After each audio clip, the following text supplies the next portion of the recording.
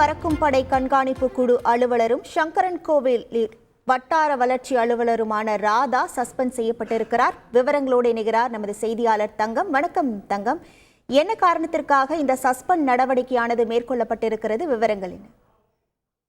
வணக்கம். தற்போது தமிழகத்தில் மிகவும் கடினமாக பின்பற்றி வரும் நிலையில் கடந்த சில நாட்களுக்கு முன்பு சங்கரன்கோவில் சட்டமன்ற ராஜா அவர்களின் கார் தென்காசி புளியங்குடி சாலையில் சென்றபோது அவரது காரை காவல்துறை அதிகாரிகள் மற்றும் சங்கரன்கோவில் வட்ட அமைச்சர் ராதா சோதனையிடாமல் சென்ற காட்சிகள் இணையதளத்தில் பெரும் வைரலானது.